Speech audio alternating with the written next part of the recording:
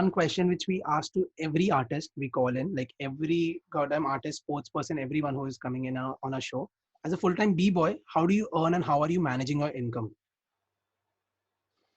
I manage my income from judging mostly, teaching, video projects, prize money. Yeah, that's it, man. It's basically everything that comes on your path. You take it with both hands, and you make a living out of it. I mean, I'm pretty lucky that I'm signed with Red Bull, so that gave me a lot of stability. So they organize the World Championships called Red Bull PC1. They have a lot of prelims called ciphers everywhere worldwide. So usually I'm judging a lot of them, and I'm teaching there. Now during Corona times, not so much traveling, so not so much income as well. Um, yeah, that's for now how I've been making my living.